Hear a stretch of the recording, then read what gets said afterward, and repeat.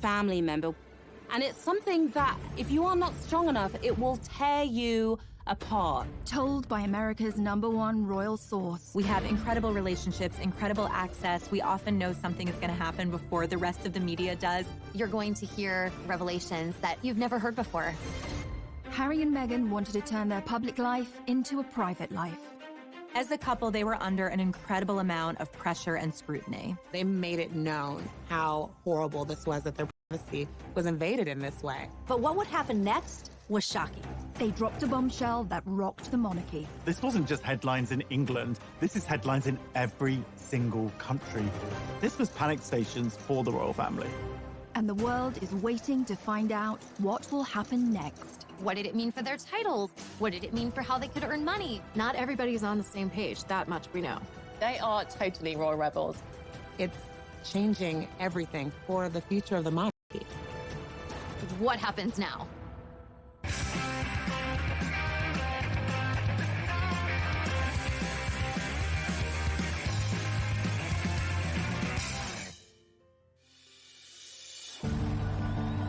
How does a girl born and raised in California end up meeting and marrying a royal prince?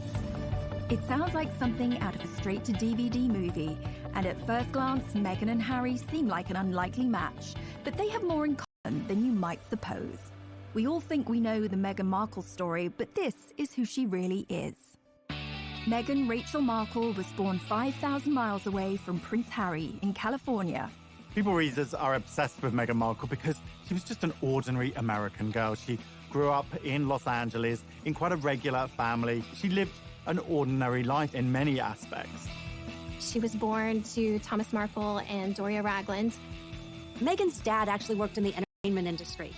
He was the lighting director on shows like Married with Children. And her mom had a bunch of different jobs. She was a yoga instructor and she was a social worker. I think her parents each brought different life experiences to her childhood and to raising her, and Meghan was really adored. When Meghan was born, she stepped into a pre-made family. She had an older stepsister, Samantha, and brother, Thomas Markle Jr., from her father's previous relationship. It was a blended family. And one of the sweet stories from her childhood that she shared is that she had coveted a Barbie doll set that was called a Heart Family. And it came in a white version and a black version. Her dad actually went, unbeknownst to her, bought both sets and then mixed them so that it looked more like her family. It just goes to show how her biracial heritage. However, a happy life for this blended family was short-lived. By the time Meghan was 6 years old, Thomas and Doria's relationship had come to an end, and divorce followed, although it wasn't as acrimonious as some of the stories you may have heard. When Meghan first came on the scene, the royal scene, there was some really nasty speculation and headlines about Meghan's rough childhood, where she'd grown up, and really, frankly, racist approach to that, and it couldn't be further from the truth. They did everything they could to ensure that her childhood remained as loving and stable as possible, encouraging her creativity, making sure she was getting the very best education she could. In LA, Meghan attended the Little Red Schoolhouse and was soon writing to the very big White House. Yes, at the tender age of 11, she had already started campaigning for women's rights. When she was just 11 years old, she saw a dishwashing detergent commercial on television. It was by Procter & Gamble, and she felt it was very sexist. The gloves are coming off. Women are fighting greasy pots and pans with Ivory Clear. And Meghan said to her parents, why does it say women? Don't men also wash dishes? So her dad actually encouraged her to write a letter to Procter & Gamble, which she did.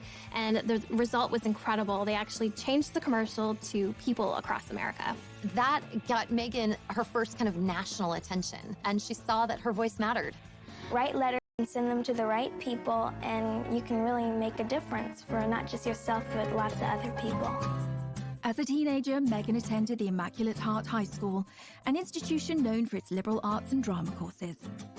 You know, Meghan always really wanted to be an actress. Even when she was in school, she was in her school plays and musicals. She was very popular, and she just sort of lit up the stage. After she graduated college, she was determined to make it as an actor. She had to start somewhere, and in 2006, she took a job as briefcase girl on the game show Deal or No Deal. Her role on Deal or No Deal, while it definitely wasn't showing off her acting skills, it was a great opportunity for her to get in front of the camera, to make some connections, and for people to see her on screen. After being a working actress for a while, her big break came in 2011 on the legal drama Suits, where she played paralegal Rachel Zane. Mike Ross? Hi. I'm Rachel Zane. I'll be giving you your orientation. Wow, you're pretty. Good. You've hit on me. We can get it out of the way that I'm not interested. No, I'm sorry. I would... Take notes. I'm not going to repeat myself. I love you. Rachel Zane actually was kind of a lot like Meghan Markle in my mind. She was very chill, and she had a big heart. She just wanted to help. Once Meghan hit the big time, she had a platform and could use it to further her passion for activism.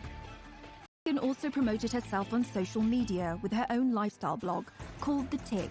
You'd think that with everything going on, she wouldn't have time for romance, but she did. Meghan met Hollywood producer Trevor Engelson in 2004, and they had a long relationship and wed in 2011, and they seemed like a great fit at first, both pursuing these careers in Hollywood, him behind the scenes and her in front of the scenes with Suits. But the marriage was not to be. They were under a lot of pressure trying to sustain a long-distance relationship, and it proved to be too much for Meghan and Trevor. Their marriage lasted less than 2 years, and Meghan mailed back her wedding ring to Trevor, the divorce papers citing irreconcilable differences. Meghan was back on the market and ready to find her Prince Charming, unaware that he was living in London and was an actual prince. Across the Atlantic, Harry had a very different upbringing and a life that would turn him into the man we know today. Harry was born into a family that can trace their ancestry back over 1,000 years. Let's take a quick look at his family tree. Harry's grandmother is the Queen, but she's also the Duke of Lancaster, and she's married to a Duke, the Duke of Edinburgh. Beyond that, we've got their children, the Prince of Wales, Prince Charles, that's Harry's dad, his brother, Andrew, the Duke of York, Edward, the Earl of Wessex, and Charles's sister is Princess Anne, but she's also called the Princess Royal. Prince Charles married Diana, the Princess of Wales, and they have 2 sons, William, the Duke of Cambridge, and Harry, the Duke of Sussex. Thanks to his brother's kids, Prince Harry is knocked back to 6th in line to the throne, and all being well, he's now never going to get his hands on the crown jewels. Although Harry was born into a world of breathtaking privilege, he suffered a tragic childhood. Harry's childhood is really rooted in tragedy. His mother was killed when he was just 12 years old, when she was chased by paparazzi in Paris, and so he had to deal with that tragedy at such a young age, which definitely affected him for life.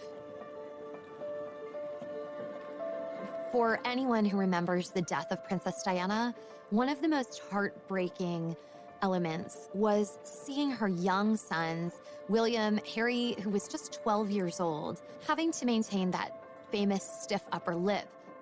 Everyone had to be stoic and be this brave face for the nation, when Harry, a young boy, would have just been absolutely, crushed inside.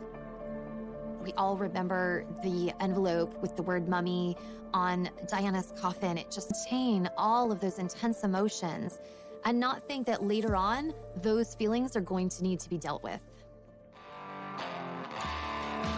Even an untroubled childhood can lead to a messy young adulthood. As Harry got older, he gained a reputation for being a rebel and a globe-trotting party boy. Harry's wild years throughout his 20s are well documented, from skirmishes with the paparazzi in public, to a costume party where he came dressed as a Nazi. It just was endless.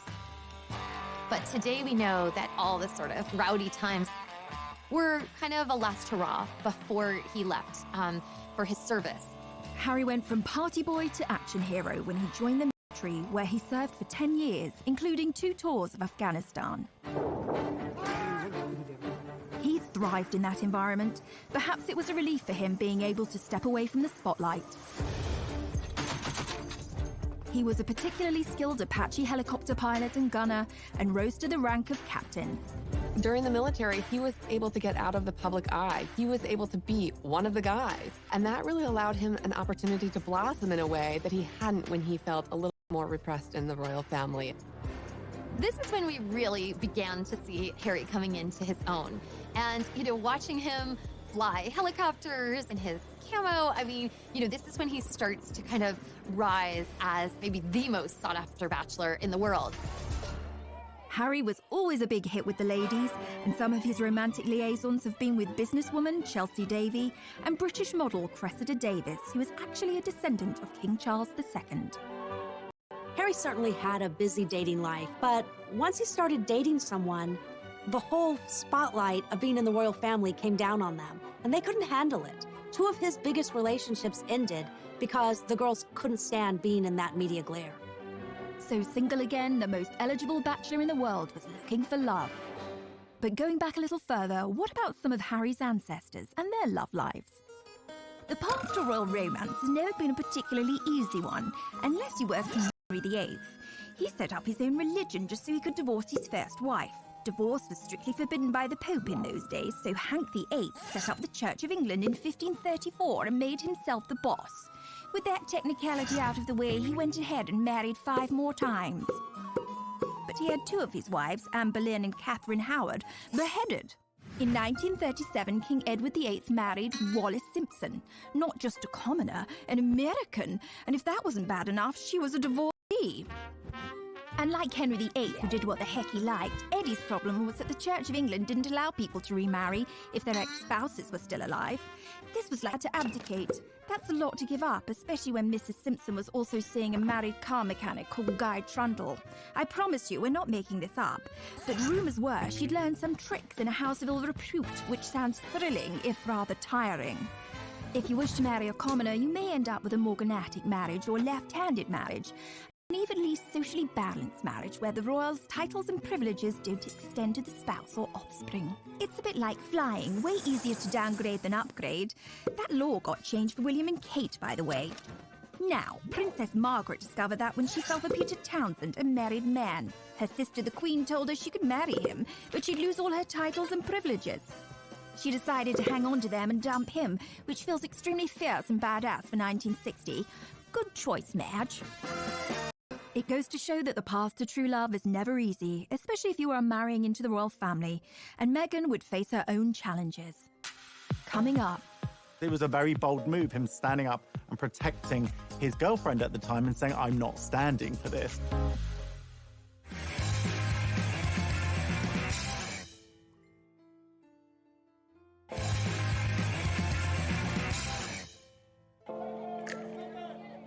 So how did this love story begin between Meghan and Harry? Well, it wasn't through a dating app. Instead, they were set up the old-fashioned way. Harry and Meghan met through a mutual friend in July 2016, and they had a blind date at an exclusive members club in London. I didn't know much about him, and so the only thing that I had asked her when she said she wanted to set us up was, I had one question. I said, well, is he nice? And it seems the stars aligned. Hello, I'm world-famous astrologer Angel Idealism. I have cast what's known as the Davidson chart of Harry Windsor and Meghan Markle. In essence, you take 2 individual astrological charts and you mesh them into one chart and you interpret it as one chart. What's interesting, while I'm looking at Harry's chart, I wouldn't automatically say, oh, here's a royal. Saturn is where we have approach avoidance. I want it, I don't want it. I'm gonna eat that muffin, I'm not gonna eat that muffin. So he has it on his power seat, and Saturn rules authority figures.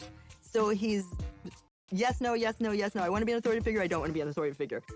Meghan Markle, with loads of sparkle. So she does have Venus in Virgo, which is a difficult Venus position. Venus in Virgo is, I love you, comma, but your feet are stinky. I love you, comma, but I know you're a royal, but could you not be? You know? They're so bloody good together because Harry is a Virgo. And of course, Meghan has Venus in Virgo. So when somebody's Venus is on your sun, it's like you meet and it's love at first sight. So it's all or nothing, do or die. A yes is a yes, a no is a no, generic coupling. After a handful of dates, things moved quickly, and Prince Harry invited Meghan to accompany him on a trip to Botswana in Africa. Classic 4th date move. We camped out with each other under the stars. We spent going jogging for 5 days out there, which was absolutely fantastic. So then we were really by ourselves, which was crucial to me to make sure that we had a chance to get to know each other. Yeah. Harry and Meghan were doing real-life Sleepless in London and Toronto at the time. Meghan's living in Toronto, where she has this busy career on Suits. Harry, of course, based in London. Like anyone knows, long-distance relationships aren't easy, but they found a way to make frequent trips to see each other as much as possible. For the first few months of their dating life, they were able to enjoy their secret love affair away from the glare of the media. But their relationship leaked out on October the 31st, 2016, with news Harry was dating an American actress. There's a misconception because I have worked in the entertainment industry that this would be something I would be familiar with. But even though I've been on my show for, I guess, 6 years at that point, and working before that, I've never been part of tabloid culture. I've never been in pop culture to that degree and lived a relatively quiet life. The British tabloids were incredibly harsh to Meghan. They used racially tinged language to describe her. They felt like she was a money grabber, a social climber, that she was doing this to be famous. The treatment of Meghan echoed how his mother Diana had been harassed and hunted by the press, but this time he was in a position to do something about it.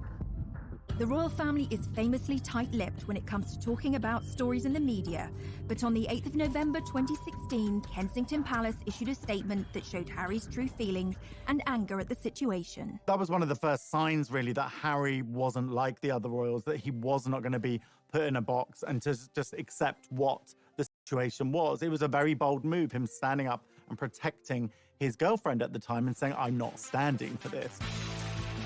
But also, Meghan was in love. She was going to do what she had to do to be there for him and to kind of deal, because you could tell this was not something that was taken lightly for her either. She took this relationship very seriously, which is clearly why she stuck around. Away from the headlines, this starry-eyed couple kept moving forward. Meghan and Harry's first public appearance on the world stage was at the Invictus Games, an international sporting event set up by the Prince for injured soldiers. They walked in to the stadium hand in hand, and it was clear that this was someone special in his life, and he was making it known to everyone. The couple were totally at ease with each other and very natural. We saw early on just how happy they were together, and part of that was through how they were breaking royal protocol. They would touch hands. We would see a little made us root for the two of them, that this was going to work. Soon, Meghan started reprioritizing her life. She shut down her social media site, The Tig. She walked away from Hollywood. Which kind of had the hands of the palace saying, okay, if you're going to be a princess, then we need to get all of these things in order. After weeks of anticipation, the world finally got the news they had been waiting for. On November 27th, 2017, Meghan and Harry announced their royal engagement. It was official. The couple, thrilled and happy to be engaged, greeted the media as a united front at the official photo call at Kensington Palace. Was it romantic? They walked out in Buckingham Palace to a place called the Sunken Garden. This was a garden that was really special. It was a favorite spot of Harry's late mother, Princess Diana, so it was a nice homage to her, a nice way of including her in the moment. You could just really feel the love radiating off of them, and it was the first moment they saw the ring. So it was a beautiful, enormous diamond ring. The center stone is from Botswana, and then the two outside stones were from Princess Diana's collection, so including Harry's late mother in this moment. They released a beautiful set of photos that were really stunning, but even then, some of the press point out things chipping away at Meghan, pointing out ridiculous things, that she wasn't wearing tights and this wasn't following royal protocol, which is just kind of ridiculous and archaic. Harry and Meghan's natural way with each other, this ease that they have, was apparent from the start, especially during this engagement announcement, holding hands, looking up at each other, all smiles, very comfortable with each other. And this was a stark contrast to the engagement announcement that we saw from Harry's mother and father, Diana and Charles, where it seemed uncomfortable and slightly awkward. Can you find the words to sum up how you feel today, both of you? Well, find that sort of word, isn't it, really? Just delighted and happy. And I'm amazed that she's been brave enough to take me on. And I suppose in love. Of course. Whatever in love means. And while he must have endured a refreshed grief as he reflected on his mother not meeting Meghan, he said that they would have got along smashingly. They'd be thick as thieves, without question. I think she would be over the moon, jumping up and down, so excited for me. But then, as I said, would have probably been best friends with Meghan. She's with us. I'm sure she's with us, jumping up and down somewhere else. Coming up. Meghan and Harry's wedding was like a wedding that the royal family had never seen before. It's just like more glamorous than the Oscars.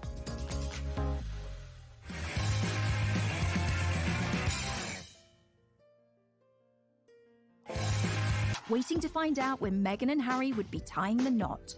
It was finally announced that the couple would get married on May the 19th, 2018. A royal wedding is the ultimate in pomp and pageantry. Royal fans just delight in a royal wedding. I mean, it's the fairy tale. The royal wedding is Cinderella's castle, Prince Charming, all of that rolled up into one. And like so many decisions in this couple's life, they chose a different kind of royal wedding from their predecessors. The average wedding in America these days costs around $35,000, which seems like a lot, and a pretty compelling case for a drive-through off the main drag in Vegas. The most recent royal weddings have become much more fancy-schmancy affairs. I mean, maybe not Kim Kardashian fancy, maybe not Elton and David pink champagne and caviar fancy, but in terms of cost, royal weddings win every time. Will and Kate's wedding cost $34 million in 2011. The price went up again for Harry and Meghan's wedding. That cost around $45 million. Sibling rivalry or just a lot of transatlantic flights? One of the most expensive royal weddings ever was in Monaco. Prince Albert II married Charlene Whitstock. That was about $70 million. But have you ever been to Monaco? A cheeseburger is like $40. It's ridiculous. Even that, there was nothing compared to Harry's dad. In 1981, nearly 1 billion people watched as Diana Spencer married Prince Charles. And if you adjust for inflation, it cost somewhere between $70 and $110 million. But for all that, today's royal weddings seem like lavish affairs. Most of the budget goes on security. Right, back to Miss Markle. As Harry's bride, she provoked controversy not only as the first American to join the royal family, but the first biracial person to marry into it. Meghan had her own ideas of how she wanted her wedding day to be different. Harry and Meghan chose to have theirs at Windsor Castle in St. George's Cathedral, which is almost 700 years old and the final resting place of Henry VIII.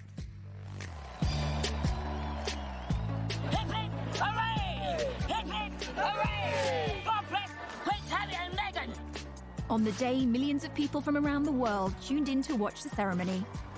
Because this is history. This is a very important moment. It was a truly glittering and international affair. Meghan and Harry's wedding was like a wedding that the royal family had never seen before. It was Hollywood meets royalty. You'll be watching and like, oh my God, there's Oprah, there's George Clooney, there's Idris Elba, there's the Beckhams. It's just like, there was just so many celebrities because they weren't just coming from Meghan. Harry had grown up with a mother who was very friendly with celebrities. This was like more glamorous than the Oscars. As with all weddings, tensions were running high. The media reported rumors. There was reportedly one dust-up between Meghan and Kate during a fitting for Princess Charlotte's little bridesmaid dress, where they had a disagreement and Kate ended up in tears. And of course, we have to keep in mind, this was very soon after Prince Louis was born. A source explained that Kate was still very emotional. There had been a lot of stress around the wedding and around the planning. On the wedding day, Meghan traveled to Windsor Castle through the procession route with her mother Doria by her side. Everybody was waiting with bated breath to see what Meghan's wedding dress would look like. Would it be some over-the-top, grand, poofy princess dress like Princess Diana? Would it be this sort of elegant, sophisticated lace, long sleeve look like Kate Middleton? It was neither of those things. She had a very simple, tailored, streamlined dress. I mean, this really was understated. She was just impeccable, modern, an entirely new version of a princess. Only a few days before, Meghan had been due to walk down the aisle with her father Thomas, but he then announced that he would not be at the ceremony due to his recovery from heart surgery. And of course, the media went to town on the divisions within her family. Anytime there's a big wedding where families coming together, there's a lot of potential for strife and stress. And then came the question, who would walk Meghan down the aisle and what's going to happen now that her father's not there? She made a real groundbreaking move in deciding to walk the first steps by herself, which really showed that this was a strong, independent woman who was making the decision to step into this life on her own. And then she was greeted by her father-in-law, future King of England. Prince Charles stepped in to walk Meghan partially down the aisle. There's no greater compassion and love for a future daughter-in-law than to take her by the hand to lead her to Harry to get married. I think a lot of people, even for those of us at People Magazine on staff watching, felt like, how is she so calm? You know, she was almost preternaturally serene. Later, when I spoke with her friends, they said, that's who Meg is. When she's in the moment, she's really in it. When she's made choices, she believes them 100%. And so there was nothing for her to be nervous about. And I thought that was really extraordinary. As the star-studded congregation looked on, Meghan's pastor, Michael Curry, delivered an impassioned sermon about love. Imagine this tired old world when love is the way, when love is the way. A far cry from the usual stuffy speeches, the ever-observant media caught Kate Middleton giving Put us under. All was saved when the newlyweds delivered what we had all been waiting for. Meghan and Harry follow in tradition by having their first kiss in public when they step outside of the church.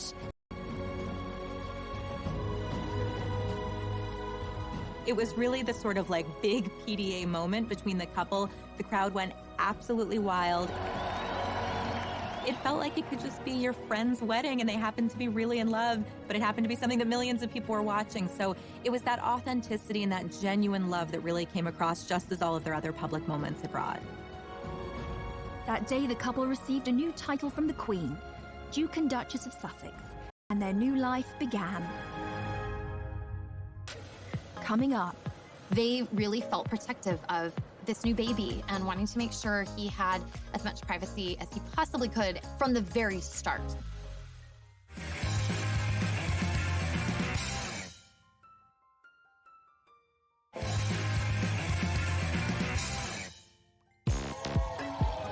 The start of Harry and Meghan's life was exciting, and as newlyweds, they moved into Kensington Palace, right next door to Will and Kate.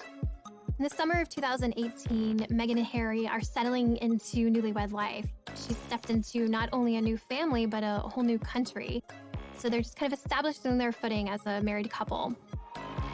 Meghan had done a great job being accepted into the royal family, and even the usually reserved Queen took a shine to her new granddaughter-in-law.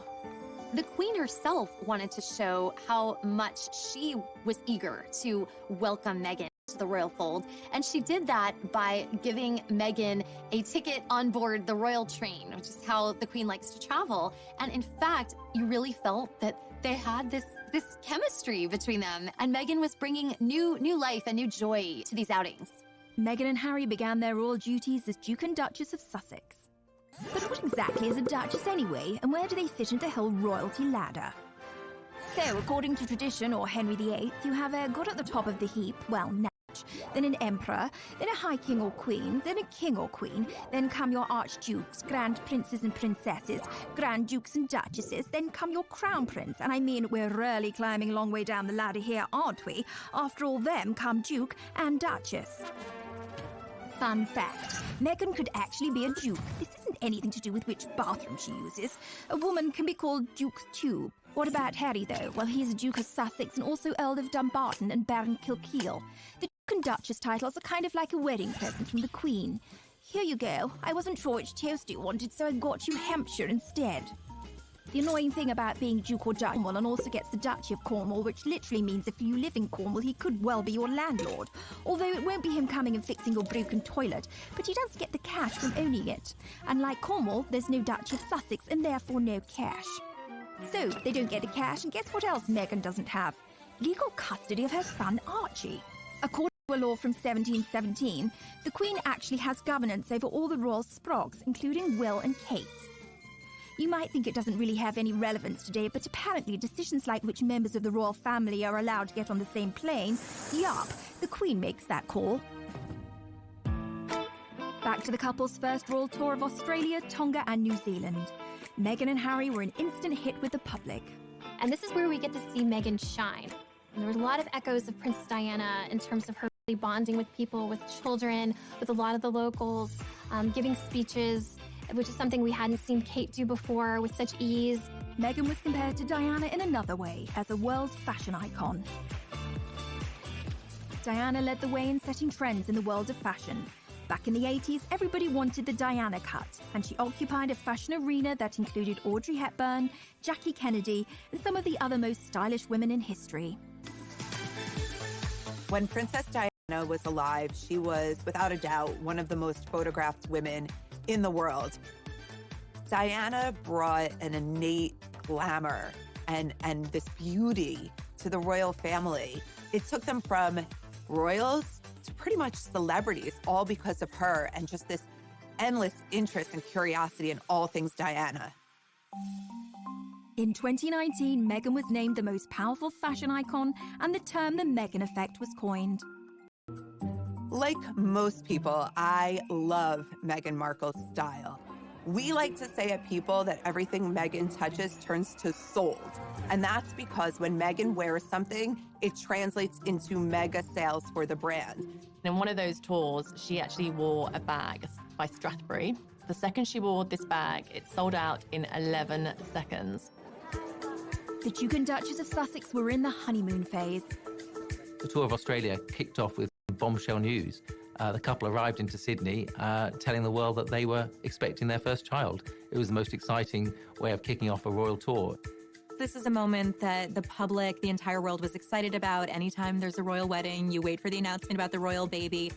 This was massive news in the royal world, and for fans, I mean, it was almost too much to process. It was all happening at once. At the same time, we also noticed that Meghan and Harry are wanting to kind of put up the walls because they really felt he possibly could from the very start. Weeks before the baby was born, Harry and Meghan announced they intended to keep the plans surrounding their child's birth private. It was never announced where Meghan planned to give birth. This was a major change from Kate's birth plans. Kate, obviously, at the Lindo Wing in Paddington, every single time one of her children is born, the crowds are gathered outside, you know, the news teams are there. It's a very big global event. With royal births, we famously see the new happy parents step out of the hospital. For royal fans, there's an expectation that we would be kind of, I don't know, almost included in that. And we learned pretty early on that Meghan and Harry were not going to do this. On May the 6th, 2019, baby Sussex arrived, weighing in at 7 pounds 3 ounces. And it wasn't actually until the birth certificate of Archie was released we even knew what hospital they had gone to. Meghan said no way was she going to walk out of a hospital and into a crowd of thousands, you know, with every TV camera from all over the world there, which is what Kate did. But Kate felt that was her duty. Meghan didn't feel it was her duty, so she didn't do it. They didn't want involvement from the press. They wanted to do it their way. This was not a baby for the public. This was their baby. The first of a newly born Lord Prince on this, St. George's Day, AD 2018. It does seem a normal thing for a father to protect his child and to be able to do what he wants and release photos when he wants. But the British public have a very different perception of this. They pay for the royal family. So there was a lot of resentment towards Harry when he started to restrict this access.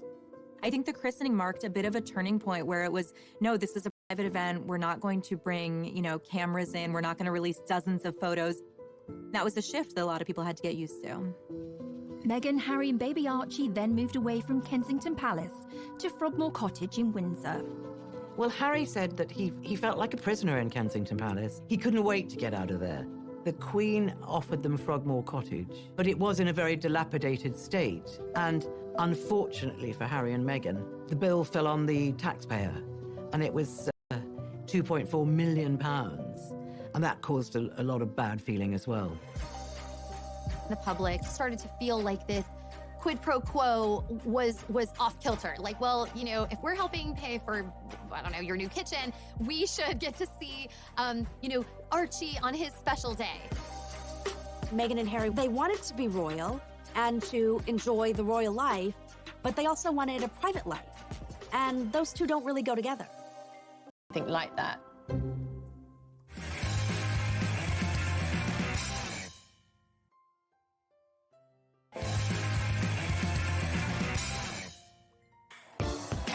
There's more to being royal than cutting ribbons and waving. There are very strict rules and protocols that must be followed. My name is Micah Meyer, and I'm the founder of Beaumont Etiquette. My training was very formal. It was done in London under a former member of the Queen of England's household staff. I think there's this heightened level of fascination when we all saw Meghan Markle marry into the royal family. We were like, wait, a real average person can become a real royal? In our minds, we just saw her go from A to B, but that definitely wouldn't have been the case. She would have been, you know, practicing in royal aids, would have literally guided her throughout the entire process. Behind the scenes, she had to basically, in essence, join a royal training camp of how to become a royal. For instance, when you're addressing the Queen, she is Her Majesty, and after that, it's just ma'am, rhymes with jam, and it's always a curtsy, especially in public. Meghan, we saw it for the first time on TV, we were cheering her on, and the lower and the deeper her curtsy went, the more confident she became, and so we can see her confidence in her training kind of evolve. A lot of etiquette around the royal wife, and we actually see how she starts on that day that she was first engaged, and you know, she's waving and very excited. And then we see her at the next event, and suddenly we see her fingers are together. And then we see that elbow come in even further, and then we see the polished wave in the end. Even the sitting position, that's one huge part of Meghan's training, we literally saw happen before our eyes. We see the old Meghan, and she would have one leg crossed over the other and her ankle kind of out and you know, flapping about in a very casual way, which is very comfortable. As she becomes a royal, we see her training go into effect. That first big event where she's sitting next to the Queen, she's using this new technique. She has one over the other, pointing forward, and it's so tight. It's almost like there's a rubber band from her knees to her ankles. And if you tried to slip a little credit card in between her legs, good luck. You wouldn't have gotten it through. You can imagine how intimidating that first session of afternoon tea with the Queen must have been. Holding a teacup is actually even harder than it looks. You actually pinch your fingers together through the teacup, and then you use your middle finger underneath it. And if you want to support the teacup, you can use two fingers like the Duchess of Cambridge does at the very bottom. Knowing what she went through, how fast she went through that training, that's not typical for a royal. And she really did a good job. But Meghan hasn't always been so obedient, and when she started tearing up the royal rulebook, her newly universal adoration and shine began to fade. One of the ways that we see Meghan and Harry start to bend some rules. Unlike previous royal princesses' involvement with Vogue, Meghan didn't just pose for the magazine. In fact, she didn't put herself on the cover. She celebrated women around the world who are doing extraordinary things. It was called Forces for Change, and it included interviews with everyone from Jane Fonda to Greta Thunberg. It was the first time that a member of the British royal family has done anything like that. This move was seen as too political by some critics who saw this as kind of an inappropriate royal role for her and not what we had been used to seeing. There's an interview between Meghan and Michelle Obama, and Michelle Obama gives her some advice about how to handle fame and the royal family. Usually, you don't get outside advice. The palace is what gives you the guidance that you need to go forward. That didn't really go over well with some people. Yet again, Meghan was feeling the backlash from the world around her. Humans fear change, and in this situation, there was a lot of change going on. The aristocracy and the monarchy is a stuffy institution. Meghan came in and she was completely different. She was an American, she was biracial, she was a divorcee. I think there could have been some fear that she is something other and that she could affect the monarchy and chip away at the monarchy. You know, I think in some ways, what Meghan and Harry have done is just shown, listen, we're going to do what's right for us. We are going to do what we are comfortable with. Meghan and Harry are not the only royals to have a rebellious streak. There's a long line of royal rebels, but there are those who know how to make it work for them. What about Princess Margaret, the Queen's sister? She liked to party. She partied hard with her daughter's godfather, Anthony Barton. with a former Prime Minister's nephew, Alex Douglas Horne, and it's thought he even partied with Mick Jagger and Warren Beatty. She partied hard in her party house on the party island of Mustique. But then she calmed down and got herself a toy boy, marrying a guy 17 years younger than her. Then she got the first royal divorce since 1901. She rocks. But if you ask us, the royal rebel closest to Meghan's heart would probably be Princess Louise, Queen Victoria's fourth daughter. She questioned everything, earning her the nickname Little Miss Y. She was very cool. She refused to marry someone she didn't love, was an ardent feminist, and visited imprisoned suffragettes, the protesters for equal rights for women. And, stop me if this sounds familiar, she got married and moved to Canada. Her full name? Louisa Caroline Alberta, and yeah, Alberta, Canada is named after her. The province was originally going to be called Louise. If you can find a more Meghan-friendly royal rebel than that, then you can send us to the Tower for treason. Coming up. It was a huge betrayal for Prince Harry and Meghan, and they let it be known. They filed suit.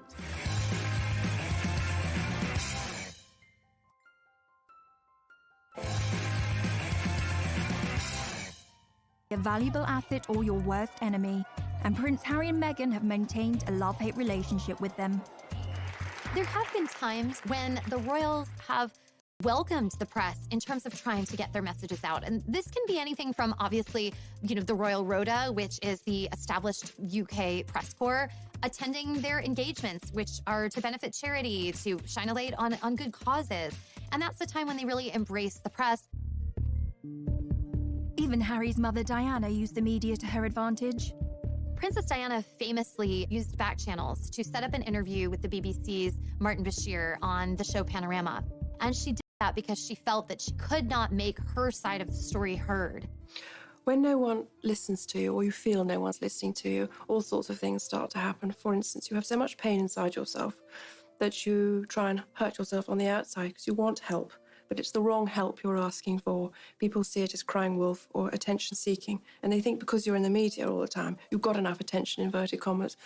But I was actually crying out because I wanted to get better. We have never seen any royal open up the way Diana did, the way she bared her innermost thoughts and feelings. But unlike Diana, Meghan was too new to royal life to start airing her grievances publicly. But her friends would rally to the cause. In an exclusive interview with People magazine, Meghan's inner circle opened up about the Duchess's private life and her struggles with the UK tabloids.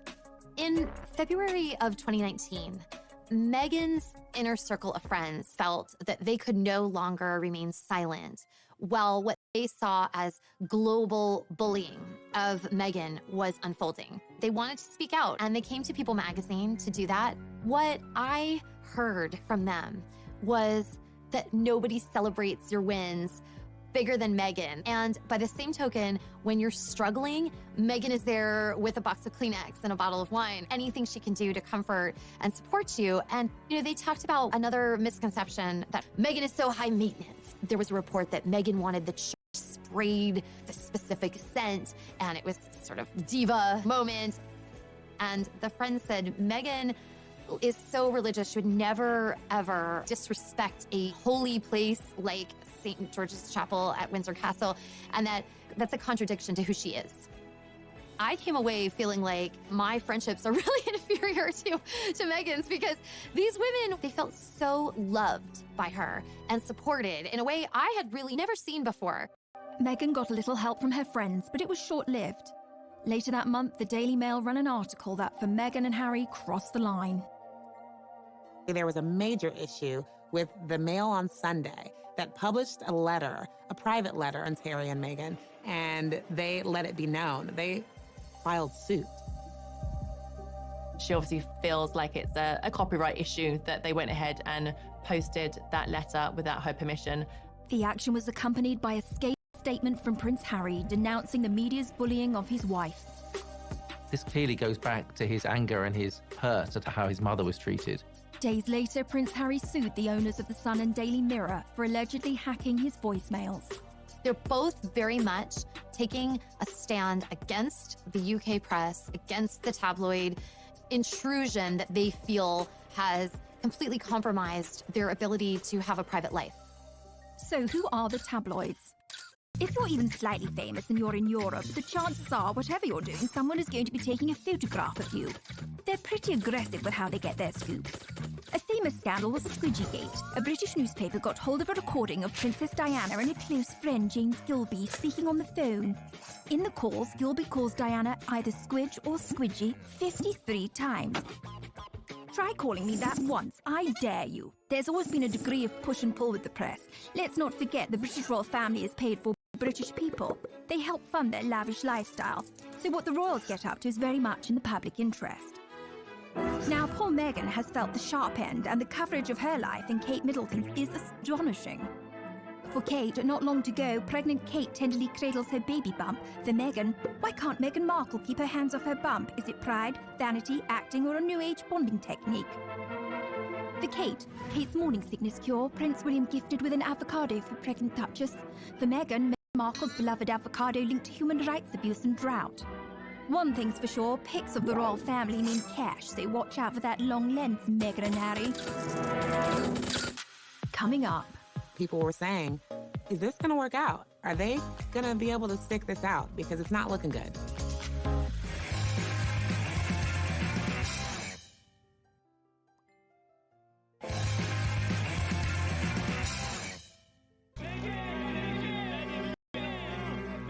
As media scrutiny intensified, so did tensions inside the royal family. This was a turning point for Prince Harry and Meghan when it came to them just not putting up with the British press anymore. You would think that, you know, the royal family would step out and make some sort of decree or something in their support, and it didn't happen. And you start to see not only the shift between Prince Harry and Meghan and the press, but a little bit of a shift between them and their family. There were some tensions going on behind the scenes. I think what happens with any family is that an outsider, someone else, as copacetic as they seemed, things were sort of strained. People obviously looked into a lot of this, and what appears to be at the root of it is a division between the brothers, William and Harry. Tensions between Harry and William had apparently been growing for some time. What had happened is Prince William had confronted his brother in the run-up to Meghan and Harry's wedding. He just questioned him about, do you think she's the right girl for you, effectively? Is she the right person for this job? That went down badly with Harry. We understand was obviously quite angry. Harry never forgot that. That started a rift that had only deepened. They were never able to really heal from that initial disagreement.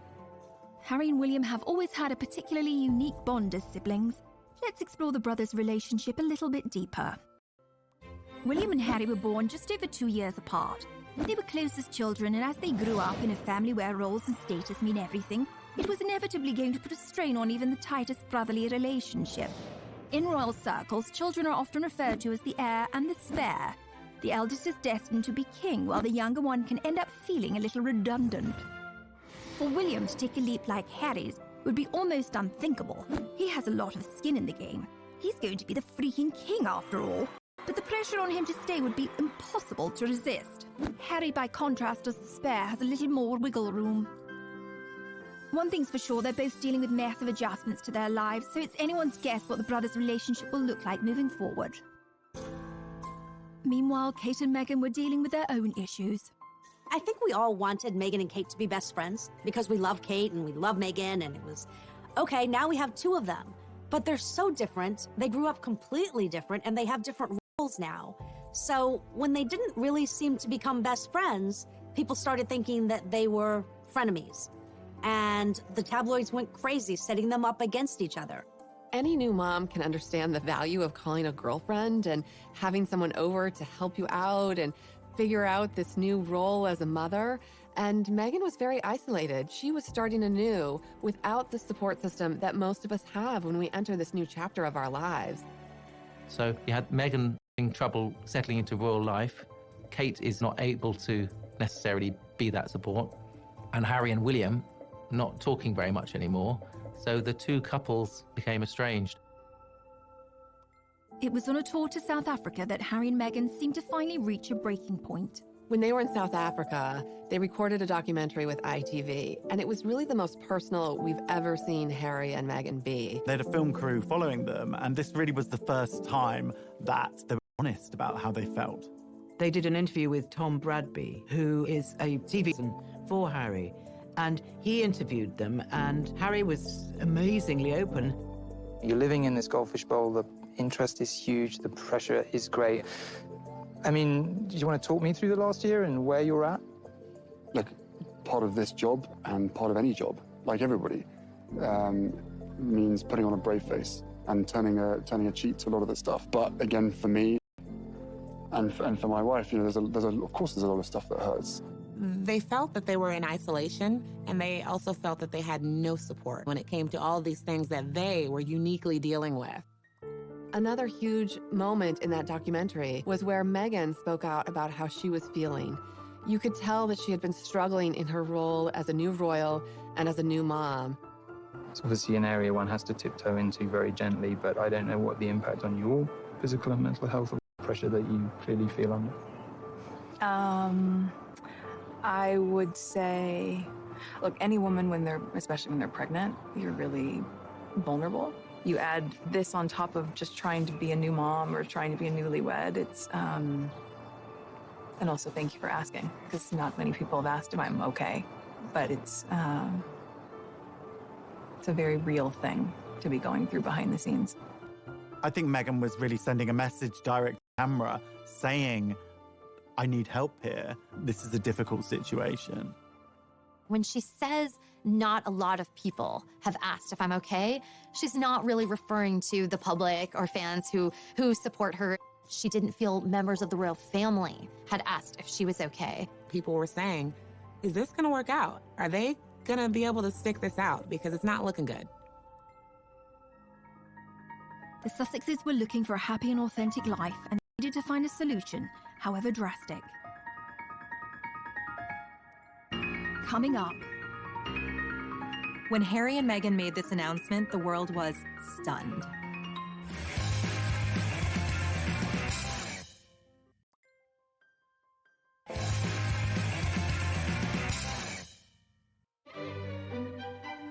We all remember those moments in history that changed the world.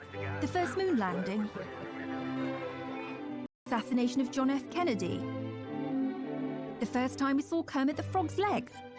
So weird. And when Harry and Meghan decided to leave the royal family. A royal announcement that is sure to rock the United Kingdom. Royal split. Harry and Meghan quit. Going it alone, the Duke and Duchess of Sussex. The royal family reeling this morning. A rift in the royal family not seen for a generation. I remember exactly where I was when I heard the news that they were leaving. I was sitting in my office at... I feel like we were in a meeting and we were like, wait, what? The rest of the royals didn't even know it until 10 minutes before they put this statement out. On the 8th of January 2020, a statement was released from the Duke and Duchess that they were stepping down from royal life. They did it on social media, of all places. So right away, we were kind of all scrambling to keep up. It's on Sussex Royal, and is there going to be more coming? And who's going to answer the questions? I can't even imagine the chaos in the palace on that day. The poor queen, she's 93 years old, and now this. One of her favorite grandsons now stepping back from royal life, and what does that even mean? News like this usually goes through the royal communications team, goes through the queen. There is a long list of steps you take before this goes out to the public.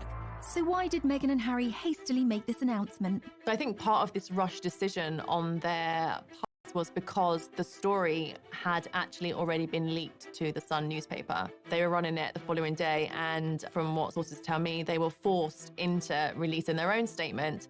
Harry and Meghan felt that when the news leaked to the Sun newspaper, they had no choice but to try and get out ahead of it. So suddenly this train had completely left the station and everyone was kind of struggling to keep up.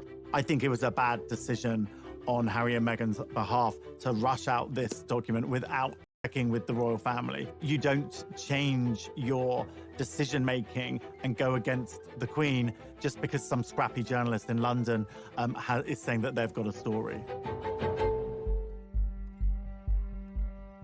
There had been rumours that Harry and Meghan had been in discussions with members of the royal family about leaving the monarchy, but this surprise announcement was a stunning reveal for all parties involved. It is a bit of a soap opera, but I mean, quite frankly, the things that have happened recently, you couldn't write it. You can hardly imagine how difficult that talk must have been between Harry and Meghan about what they were going to do. They've put Archie down to sleep, and they are trying to figure out how to walk away from one of the most important families in the world. Meghan and Harry have not been the only royals to drop a bombshell. Being royal is a high-stakes game, and if we look to the past, Meghan and Harry are not alone in causing a few royal eyebrows to be raised. Good old Chuck and Kemi, Charles and Camilla, first met in 1971, but waited 34 years to get married. In that intervening time, Charles married and divorced Princess Diana. There was an infamous moment when they were asked, "And are you in love?" Diana replied, "Of course," and Charles drawled, "Would you really had married and divorced Andrew Parker Bowles?" But they didn't exactly wait until their wedding night to hook up. They were still married, but it was to the reported approval of Camilla's first husband, who knew all about it. In fact, a recording of a phone call between Charles and Camilla got leaked, which is far, far beyond what you might call a bit saucy. We'll let you look that one up for yourselves. This is a family show, people. So in the grand scheme of things, Harry and Meghan's bombshell seems pretty tame by comparison. The media, having felt kept at arm's length, went into a frenzy. The press and social media very quickly coined the phrase Megxit, which is really quite misogynistic. It's blaming the fact that Meghan and Harry are leaving the royal family on the woman. The British press is always blaming Meghan. They've done that from the beginning. Whatever Meghan and Harry do that they don't like, it's Meghan's fault. From a tabloid media standpoint, Meghan became the focus of she's the one driving this decision. But anyone who really knows Harry knows that he has expressed a desire to step away from royal life from the beginning. There were times in his 20s where he kind of lamented at this role that he's in and hinted at that he would love to have a life outside of the royal family. So if anything, he's the one propelling this decision, and Meghan's supporting him. But I think we know now this is a decision they made as a couple. They're very much a family unit. You know, we know they have a great relationship and that they're doing things that they think are best for their entire family. This had to be something that really weighed on them. But what must have weighed on them more was what they had been through for them to make the decision to leave the royal family, to leave the Windsors. I mean, it's a dream for so many people. And they decided to just walk away. Coming up. Something like this could bring down the monarchy. This was panic stations for the royal family.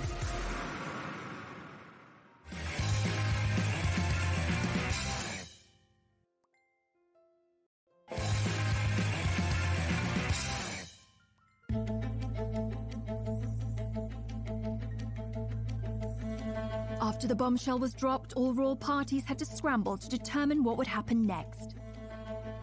Something like this could bring down the monarchy.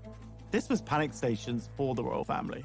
Buckingham Palace did release a statement, and I think this was a big shock to the world. It was obvious from that statement that they weren't on the same page. Discussions are still ongoing. We know they are expressing an interest to do this, but all the details haven't been worked out yet. The thing is, you don't announce the plan until you know what the plan is, right? They did things back to front. By now, Meghan had already gone to Canada. A 93-year-old Queen Elizabeth had to spring into action and implement damage control. He said that they were going to have a summit at Sandringham. She had Charles and William and Harry all meet her there, and then they sat down to talk it out. The pressure on the Queen here is immense. The Queen was on her back foot. She is under pressure to be the leader and to have an answer and to have a path forward, and the clock is ticking. Within days, on January the 13th, 2020, the Queen publicly announced a declaration of her blessing for the couple. 5 days later, the Queen released a statement that was really in support of Harry and Meghan's decision. And this was one of the most emotional statements we had ever seen from the Queen. Since the death of Princess Diana, she used terms like my grandson, my family. We're not used to seeing those sort of terms of endearment coming from the Queen. She loves Harry. She wanted to make sure that Meghan and Harry felt that they had her backing. But that also helped kind of put a lid on any other gossip and drama that would immediately come out in those first few days. This is unprecedented.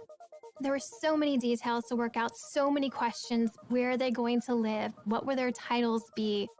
Everyone wants to know how they will actually go about charting out this new life and where the money's going to come from. What are they going to do? But how do the royals make their money? Yes, let's talk about money. I'm Haley Sachs, and I'm a financial pop star. The royals make their money 3 different ways: through inheritances, sovereign grants, and also through duchies. The sovereign grant is taxpayer money. So if you're watching this and you live in Britain, I'm sorry, because you paid Meghan and Harry $130K last year just to leave your country. So yeah, you can cry about that. Basically what the duchies are is like Prince Charles is a landlord. He's inherited these properties. They're baller properties, and he's making money on them because people live there, they visit, and he's pocketing the cash. Prince Charles, he gives some of that money to his sons. The Sussexes can credit 95% of their income just to Prince Harry having a rich dad. So yes, Harry has a rich dad, but he also had a rich mom. Diana didn't come from nothing. Like, she walked into the royal family with her own fat wallet. When she died, she left Prince Harry $10 million. Even though the couple quit being royals, these two are media starlets. They're not looking just for money. Really, what they're searching for with this exit is impact. Show for the British public that all is fine here, everything is good, the show will go on, the monarchy is solid.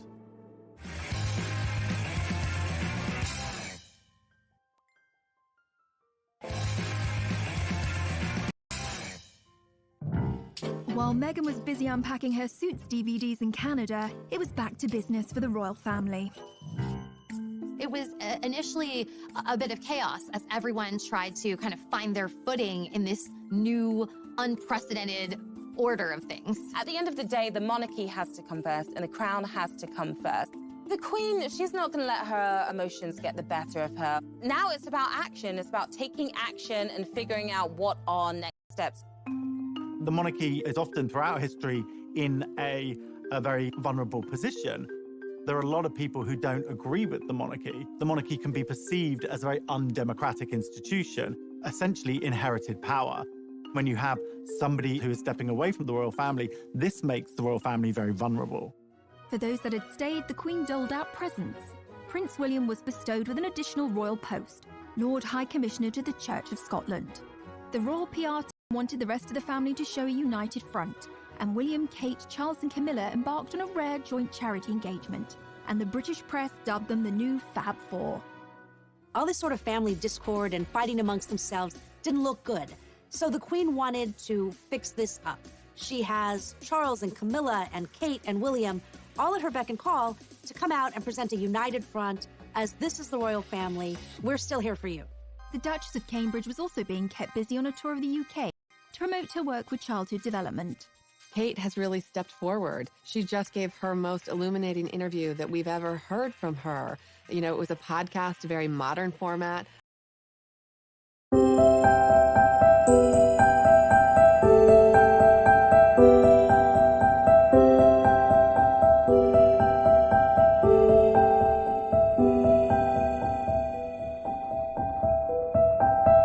Tháng 12 vội qua, con tim chưa nhận ra cơn tình này đã dứt, anh ngày xưa đã bước, ôi một cơn mộng tan. Tình là đớn đau, tình đi mau,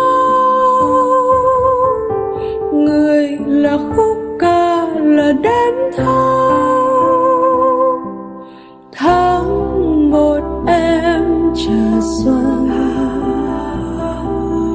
mất hồn nhiên một lần.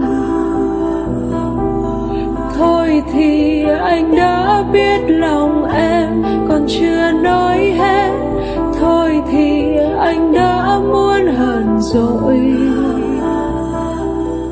tình là đến đâu tình đi mau, người là khúc ca là đêm thâu. Chậm thôi anh chưa muốn dừng, anh chưa muốn về, em đã quá mỏi mệt. Chậm thôi anh cứ kiếm tìm một ánh trăng lừa dối, em cứ đứng nhìn theo. Chậm thôi chân không theo nhịp, em tìm bên nghỉ chưa đủ cơn say làm người anh yêu.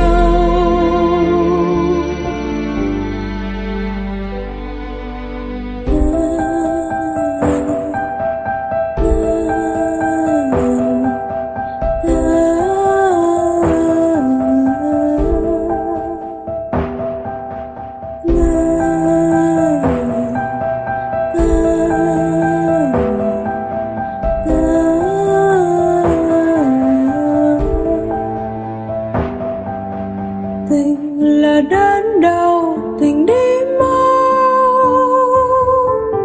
người là khúc ca là đêm thâu. Chậm thôi anh chưa muốn dừng, anh chưa muốn về, em đã quá mỏi mệt. Chậm thôi anh cứ kiếm tìm một ánh trăng lừa dối, em cứ đứng nhìn theo. Chậm thôi chân không theo nhịp, em tìm bên nghỉ chưa đủ cơn say làm người anh yêu.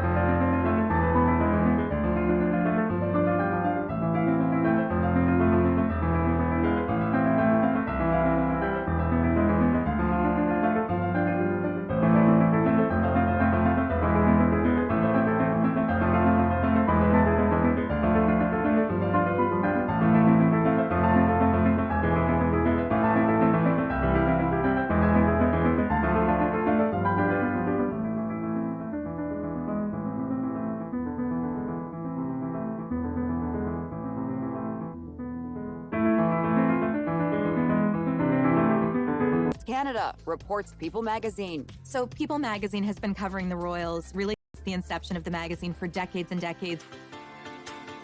We have incredible relationships.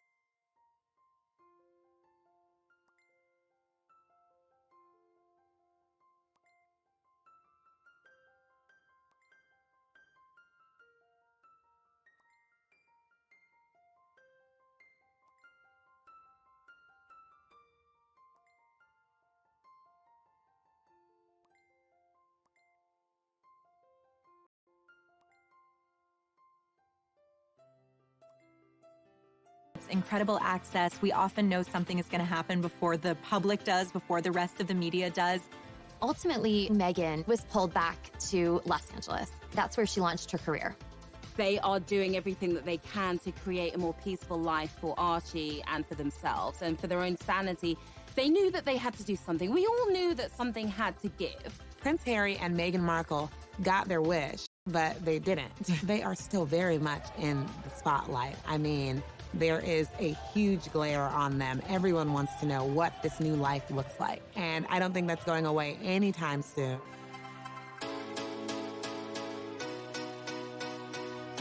A lot of people are wondering, will things ever be the same in this royal family? I think we're seeing like a new age of royals, and it'll be really interesting to see what happens with them and how they forge their own path, not just tied to the royal family. Never underestimate what your actions, your choices, and your resilience means to others. They stood up for themselves, and in so doing, they really paved the way for future royals to be able to do that. I mean, their own son, Archie, and William and Kate's children may find that they have more autonomy and freedom decades from now because Meghan and Harry were willing to make the bold move. Americans are really hoping